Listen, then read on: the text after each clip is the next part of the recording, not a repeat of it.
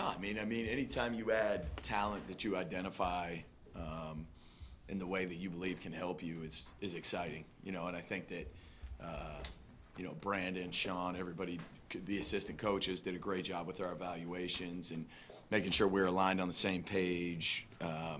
You know, obviously, you guys know it's well documented. We're going to try to take the best player available, but also, you know, try to address a need here or there if it matches up correctly. And, you know, our front office, our coaches do a tremendous job syncing up and making sure we're on the same page. So excited. What stood out to you about Deion Walker and how he can impact and just the potential that he has? Right. So Deion Walker, to me, when you turn on the tape, you know, he does things at his size that you're not expecting someone at that size to be able to do. Like all rookies, we got to find the consistency, you know, not only in his approach, but the execution of what we're trying to get done. And, you know, there's an adjustment period for them all. But he's an extremely talented person. He's a good person. And excited to see his growth. Bobby, you've seen Tre'Davious Yep. at the peak of his career. Yep. A couple injuries, a little older. Where do you see him now this second go-around? Well, first off, it's just great to be around Tre'Davious again. His energy's infectious. And some of you guys might see this as the season goes or the past and the training camps and all that, but his work ethic is second to none. It's second to none. And, you know, right now, really what you're seeing is Tre'Davious working himself back, ingratiating himself back into the Bills system. And some things have changed here and there. So he's still, you know, adapting to what we've changed. And quite honestly, I think Sean said it, he was sitting in his office and it was pretty surreal when this free agency started to happen. And I was like, oh man, this could really happen. It really was a surreal feeling. And, you know, we're excited that Tre'Davious and his family are back here in Buffalo, and I'm sure it's well documented. His kids were all born here, so, you know, they're coming home. Bobby, having Trey and Dane in that room with Max, Yep. how does that help a rookie cornerback? Yeah, I think, you know, again, I'm going to go back to Brandon and Sean, you know, target the right people for what we're trying to get done here. And I think that's really where it starts. You know, obviously the talent's important, but if you don't have the right person, and Buffalo's a special place, well, you know, what's the influence not only on the defense but the team? And I think those are two guys that would influence rookies and are influencing rookies in a positive way. They're selfless. They want to see young guys, you know, prosper in the same way that maybe a Trey White helped a Dane, or you know, going back to it, Dane helped a CB, right? So it's just an intertwined deal, and those guys they're awesome. They're Bills type players, and it's great to have them back, and they are an absolute asset to that room. Well, I'm sorry. How do you approach a guy like Michael Hoyt? It's unique circumstances. Right. You're getting to know him as a player, and then knowing what's out there for that first 6 weeks. Yeah, I think, you know, it starts with our evaluation of him in free agency. You know, we've actually looked at him for multiple years as far as Michael goes. So then you try to envision in your mind a role or a piece that he could perform, because his role in LA was quite unique. And, you know, we'll see where it goes. He's got to learn the Bills defense first. We'll see where it goes and see how that kind of comes together for him, and see if anything could potentially expand from there. We heard from Sean a lot about how he kind of used Michael and Larry being knowing that they're going to be suspended to start the season. How do you, as a defensive coordinator, like make sure you're integrating them and getting them ready while also making sure you know if they're not going to be available for a chunk? How do you approach that? That's a great question. So I think that's twofold. You know, I think as far as for them, it's finding that sweet spot of where once they have to leave us, you're making sure that they have a good foundation to them. And then secondly, as a defense coordinator, you just adjust. That's the bottom line. That's what our job is. I don't think it's just defensive coordinators. Every coordinator, every head coach in the NFL has to be able to adjust. We talk about that a lot, and we'll have a plan, you know, as far as that goes once that time comes. What jumped out about Landon Jackson's college game? Say that again. What jumped out about Landon Jackson's college game? Yeah, I think obviously he's a big human. I think you guys have seen that. He's a big human. We definitely wanted to make sure that there was a size piece to what we were trying to do. And then it starts with really the person. He's a true professional, mature beyond his years. And then really when it comes down to it, just really kind of what we were looking for when you talk about the run game and the pass game and being a 3-down defensive end. That's important. Certainly he has a long way to go in adapting and him earning the right to play and carve out a role for himself. But he's doing a good job, a heck of a dude, and happy he's here. Bobby, what did you learn from your first full year as a defensive? That's a great question. I knew that question was coming, Sal. I think there's a couple things that you learn as your first year. I think I stood up here. I know I stood here and I said, you think you're ready and you're never ready till you go through it because you've never gone through something. And there's a couple things. I think first off, in Sean being a great mentor is trusting my gut, trusting the preparation that went into it. Because I'll say this, not only myself and take myself out of it, our assistants prepare as well as anybody. And, us putting together a good plan, why we're putting together the plan, and where we're going from there, that's the first thing is trusting your gut. Being able to adjust is something that you have to be able to do. And I thought overall we did a pretty good job of that. And then the last thing I think is just, hey, for anybody going through something the first time, everything's a first time. So now you've been in those situations, and now you're a little bit more scarred per se, right? You're a little bit more weathered based on the situations and how fast those things can come up. So those are some of the things that I think I learned, and looking forward to year two. Some of those things, there will be more first-time things that happen, though, even though you're in your second Always. year, right? Always. How much does, even though it hasn't happened yet, going through something else that was first time help you there? Because I think it frees you up a little bit, right? I think it frees you up a little bit in the fact that you've been through A, B, and C. Okay, D happens. You can be on your feet a little bit quicker because A, B, and C are a little bit second nature to you, if that makes sense. Second time through on everything. And there was some adjusting to what we did. And everything we do, everything we adjust, everything we adapt, and our hopes is for the better. And that's the game of football. You mentioned your assistants there. You've got a couple new ones in Nielsen and Pellegrino. Yep. Talk about their individual strengths as coaches and maybe what they brought at this early stage. Yeah, so Nielsen is a veteran. Both of them are veterans in this league. They've been around it. They've been around a lot of success. I think the Ryan, we've known each other for a long time professionally, and from afar you kind of admired some of the work that he had done in the past. Because you have crossover tape and you notice defenses, teams, units, position groups that are playing well. And I know his reputation was pretty good. Obviously, he came in as a senior defensive assistant, and he's just going to provide a wealth of knowledge not only for our defense, being through the things that he's been through, but in the places that he's been, but also he's coordinated. So that certainly is a help there. As far as Mike Pellegrino, obviously he was on the wrong side of the sidelines for a lot of years, but I think the one thing that you always saw was the competitive nature of the DBs in New England. There's a lot of crossover tape within the division, and he came recommended, as did Ryan, and it was one of those things, if we can add a piece that not only showed it through his coaching, but was part of a winning organization that had won for a long time, obviously that's going to be a tremendous asset and provide value in our secondary. Coach, you've had months to go over what happened last year, watch the tape, and you've added players now Yep. to address something. But as you look back, what are the things the defense needs to be better at this year? That's a great question. And I'll start with there's a lot of things we did really well. There's a lot of things we did really well. I don't want to take anything away from our guys. I think the biggest thing is the consistency. I think the biggest thing is the consistency. We talked a lot about that last year.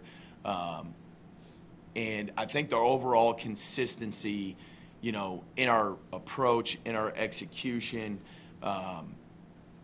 you know, and really making sure that no matter who we're playing, certain things stay the same. You know, and I need to make sure I do that first and foremost as the leader of the defense. And that would be my biggest thing, is the consistency in you know, our overall approach to the game. Coach, How do taking you your staff, improve pass rush, knowing that, well, you've got Joey, who's already a little banged up, and you've got another guy in Michael who won't be available? How do you go ahead and improve pass rush, knowing, well, was one guy out and one guy questionable? Well, like you said it, I think when you talk about the players that are returning, it's just identifying from last year the areas that we need to improve to be more consistent, as I just talked about, and making sure that we own those, we know those, and we work on those, right? That's the training part of where we're at right now, and also going into training camp. You know, and then you talk about adding pieces that can flat out rush, you know, and those are the two things there. Obviously, in every position, we need to stay healthy and be available. You know what I mean? And that's the number one key to being able to improve. Things are going to happen. It's the NFL, you know. So, but the more we can be available, the better off. And when it comes to Joey, he talked eloquently about how, you know, his time's running out and how much he wants to reestablish himself. What's the level of disappointment, maybe on his part, maybe on your part, that he's not available for these OTAs? I think the disappointment more is from his standpoint. You know, he doesn't want that to happen. He doesn't want things to make him not available, you know, right now to be able to practice. You know, so I know he's disappointed. He's a competitor. You know, and we're not overall, we're not going to flinch. We're not going to flinch. That's not what we're going to do. We're going to move along. We're going to adjust, as I said before. And when Joey's available, he'll be available, and he's working his butt off to make sure he's available. Coach, your staff, I mean, on the defensive front there, it Mhm. looks like you've got three guys working with that group between Coach West, Coach Rebs, you know, Coach Nielsen. First, do they have specific delineated responsibilities with that group, number one? And then number two, with all the youth you have there, how advantageous is it for you to have three coaches to kind of get hands-on with some of that youth and maybe fast-track them? Yeah, it's interesting. You know, you look at it, and this has been me. This hasn't been anybody else. This has been how I've looked at it for years. I coached in the secondary for years, and a lot of places, especially in Sean's defense, you know, in places where he's been in charge of the defense, obviously as the head coach, there's always been three secondary coaches, a lot of times. And I look at it, and I'm like, okay, you know, we play a lot of nickel. There's three coaches there. If you do the math, that's 5 people. There's 4 people up front. You know, sometimes why not have 3 if you can gain tremendous value in the acquisition of people that bring things to your organization. And so to start off, you know, they're all contributing in various ways. And, you know, they work together tremendously. You know, and then when it comes to having youth, you know, I think, the first thing is the messaging needs to be the same, which, you know, throughout our staff, our entire defensive staff, the messaging has been consistent. And then secondly, I mean, the more hands-on and the more availability you have for young players, you know, the more they're going to achieve, you know. So they've just like me, they've got to weather, they've got to scar, and the quicker they can get that together with immediate feedback, the better off they're going to, you know, trend upward. Bobby, how did you evaluate the safety position from last season, and then how do you take that and then implement it this year? Because there is a lot of consistency in that position. That's right. So I think when you look at it overall, I think Taylor Rapp had a very good year. I do. I think he had a very good year. You know, a lot of it, I think he had 3 interceptions last year. You guys, yeah, about 3, which is a really good number. I think some of the misconception is the deep zone stuff with Taylor. Well, if you look at a lot of his interceptions, where are they coming out of? You go back to the divisional game when I was coaching the linebackers, he won the division in 2 minutes as a deep half player. So I think that's overlooked a little bit with Taylor, and I think, the things that he tackled really well. Really, really well.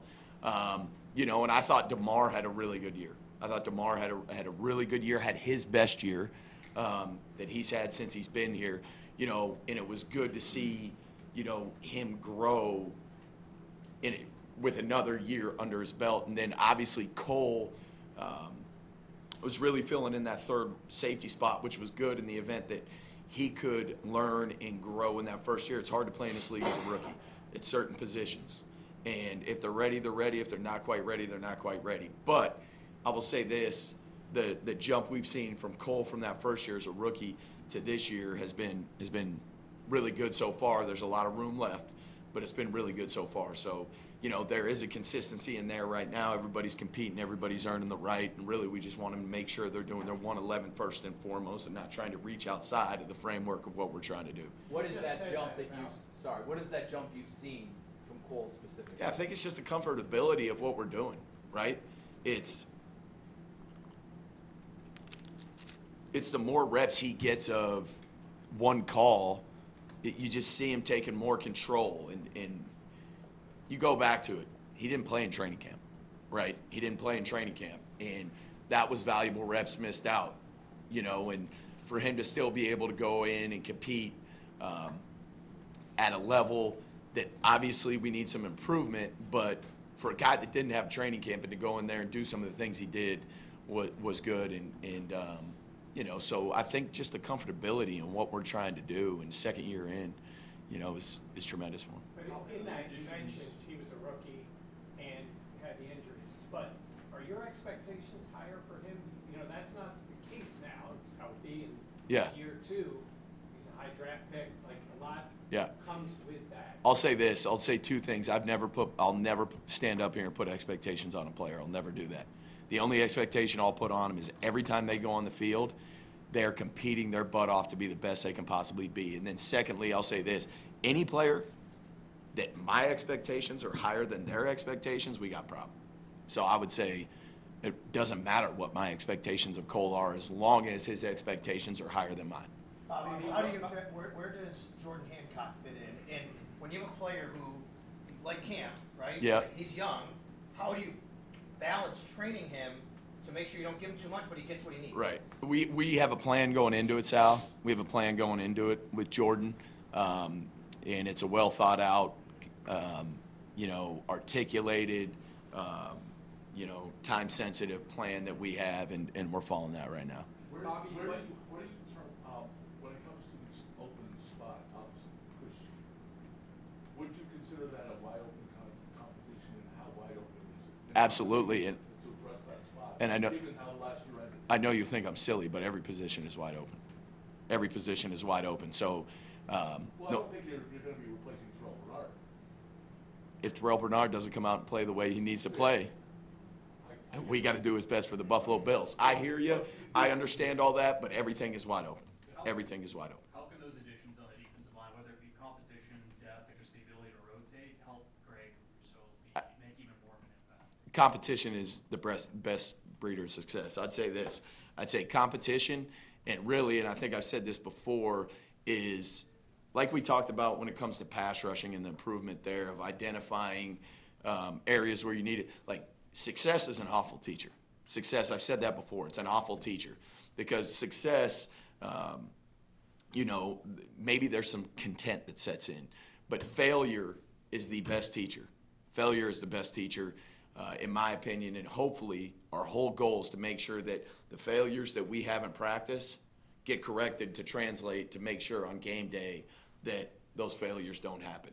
So we obviously here, we celebrate the successes, but we make sure we learn and we build on our weaknesses, what's the and biggest those failures. I'm sorry, Bob. With that defensive line, all the new pieces that are coming in, what's the biggest challenge with getting those guys to come together and mesh as a group? And you talked earlier about finding a role for Michael. You got to do that for Larry, for Joey, and all the young guys. What's the challenge with that? Yeah, I mean, I think The biggest challenge is finding the right mix while also getting the guys the right repetition. There's a lot of pieces, like you said. There's a lot of competition as you just brought up right now. Look, filling out a practice script as a position coach to make sure you're getting exactly what you want, it's calculated. There's so much that goes into it, and that's the biggest challenge right there. And then you got to go when we can do one-on-ones. You got to look at the one-on-ones. You got to look at all these pieces that come together, and then hopefully everybody is making the right choice. What do you talk? With Taron Johnson, how do you want him to build off of what he did last year, whether it's on the field or in that, growing into that veteran leadership role? Yeah, I think Taron's a guy you don't have to challenge. Taron is constantly challenging himself. Taron wants to be the best nickel on the planet Earth, and he works that way. He's tough. He's smart. He's gone through a lot of things here in Buffalo that have helped him to have success. I think Taron knows the things that he needed to improve on from last year. And like we said, you build on your strengths. And then whatever his weaknesses were last year, he certainly has identified and been made aware of where we need to improve. Understanding what you just said about how every job is open. Yeah. We got to see a very limited amount of time last year with Terrell and Matt Mm-hmm. playing next to each other. What can that do for your defense when they are both out on the field together? Yeah, here's the deal. So when it comes down to it, when you're working in a unit, right? So you talk about the D-line, linebackers, DBs, and I'd really even throw Taron in there because that, second level of the defense. The more consistency that you can have with the people you're playing with, specifically at the level you're playing with, the better off you'll be, right? You build a rapport. There's almost, instead of it being verbal communication, it's almost a look to where, hey, I know what he's doing. So I would start with, they need to mow their own backyards. They need to make sure that their level of play is at the point that we need it and at the point that they want it to be. And then I would say that the more they're together and they take care of what they're doing, and then you talk about the cohesiveness and the repetition together, hopefully it's a winning product for us on the field. Rookies in the league, some are more pro ready than others. Where do you see Dorian Strong in that regard in terms of his pro readiness? Yeah, I'll say this: Dorian's done a nice job, but like all our rookies, we're early on in this thing. There's a long road ahead of him, and he is intentional about making sure that he's doing things the way we want to do them. He's hard on himself, and all you can really look at right now. Yes, we're evaluating the player and his acclimating. I wasn't going to use the right word there, to what we're trying to do here, right? He's got to unlearn Virginia Tech's defense and learn our defense, as do all our rookies. And that's where, yes, we're evaluating him as the player, but at the same time, we've got to get him to the point where he can be so comfortable in our system. We're truly seeing the Dorian Strong or Max Hairston or Deion Walker or any of these guys that we're like, okay, he's got a grip of the system. Here we go. This is who we're going to get. If that makes sense, if I answered your question. A lot of talk about Max Harrison's speed. I can go more. A lot of talk about Max Harrison's speed pre-draft. Yeah. What have you seen? How's that translated to the football field? Because it's pretty tantalizing when you see Yeah. fast. Yeah.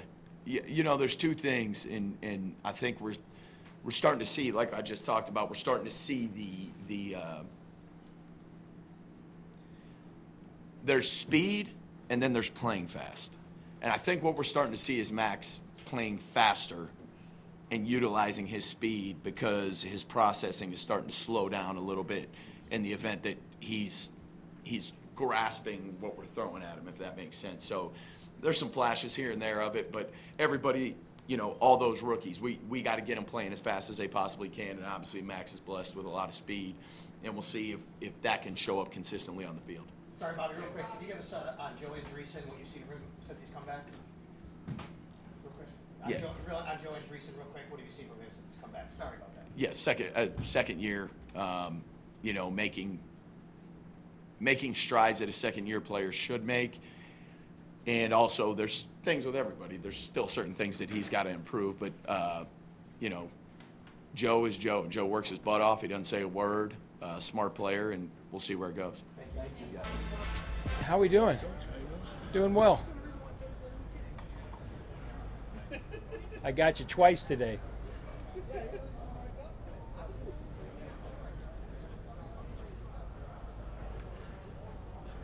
All right, you guys ready? Go ahead. I'll open it up to questions, whatever you might have there. Fire away. First of all, how have things been getting used to being in Buffalo, coordinator of a new team? I love it. It's been great. People have been unbelievable here. The culture within our building is second to none. The players have been really responsive to what we're trying to teach and those things. So it's been a lot of fun. What's the focus been? Is it letting them get to know you and you get to know them? What is your focus been here in OTAs? I think it's a two-way street. I think it's both of us. We're trying to implement some scheme along with fundamentals of how we build things. But at the same time, I'm trying to learn them, what makes them tick. And I think they're also learning my teaching style. So it's a work in progress, but it's been fun. When it comes to the new rules on kickoff, how are you in a different vantage point last season being able to take that in and kind of set up how you want it to play out? Yeah, having a year off, really, I was able to step back and just kind of reflect and kind of watch how the game was being played in that area, in the kickoff and kickoff return area. And then being able to now really study it even more. You go away with some of your ideas when you're sitting out, but it's different than when you get on the field. That maybe you thought that angle, a person could block someone there, but when you get out on the field, that angle, he can't do that. So it's still I'm still learning, but I like where we're trending. What were some of your general takeaways of how you saw it play out in the NFL last year? Well, I think, it's a play now where it's going to be not as many touchbacks. I think, they're anticipating you might go from 27 returns up to 75 now. So I think it's what the league wants. The league wants every play to be watchable. And I think that's it's going to apply more pressure to the kickoff return teams and kickoff teams. And so I think that's exciting in our area because obviously if they score on us, we have a kickoff return time, and it's an opportunity to flip the momentum back. So it's going to be fun.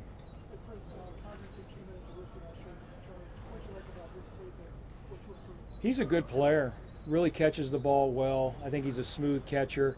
He has good speed and quickness. We have a lot of guys here that I think do a really nice job of catching the football. In fact, I've said it multiple times. I've never had more punt catchers and kick catchers ever in my career than this place right here. So it's really nice not only to work with him, but the other guys also.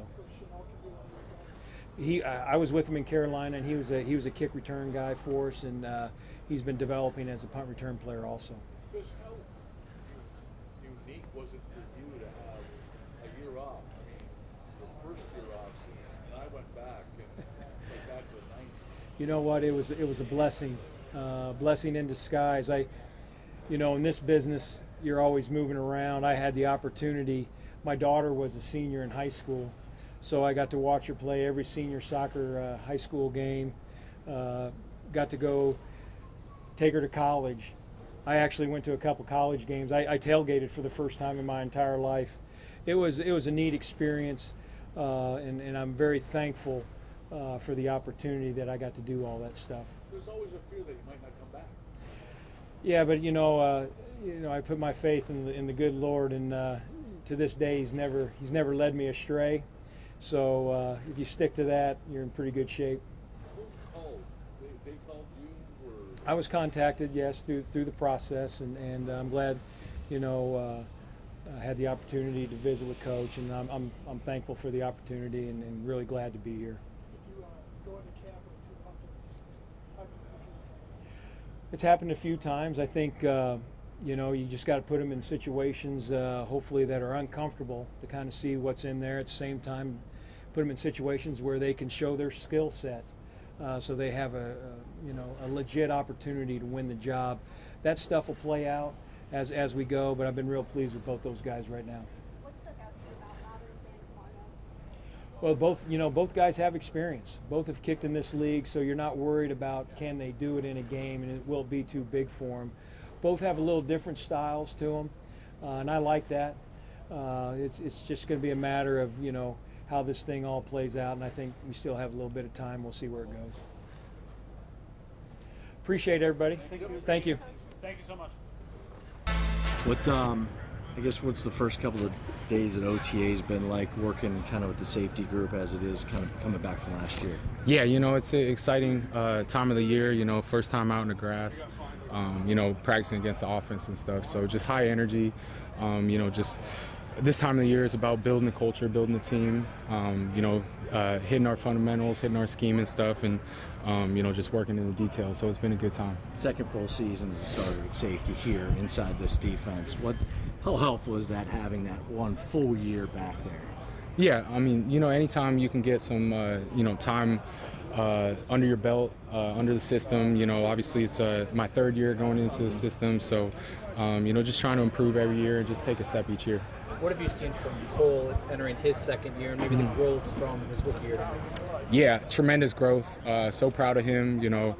Looking for him to step up this year, obviously, and he has a lot of expectations on him, and he's willing to take all that he can, and really looking forward to seeing him take another step this year. Is there anything in particular about his growth that you've noticed? Yeah, I think that his maturity, I think he's very mature beyond his years. Obviously, very young. He came in this league 20, 21 years old. So, just very, very mature beyond his years, and, just taking all his coaching points, and, he's very, very mature. Great teammate, great leader. Like I said, looking forward to seeing him step up this year. For the group as a whole, to have you, DeMar, and Cole all together again, what can that do collectively to help each of you and grow the position together? Yeah, obviously, having DeMar come back, obviously he's been in this system for 4 years, going on 5 years, and so he knows the system more than me, honestly. He knows it in and out. Another veteran leader in our group, he played tremendous ball for us last year, so super excited to have him back as well. It's an amazing feeling just to be back where I started at, be back with the guys that I know so well, know me so well, just to build that camaraderie again.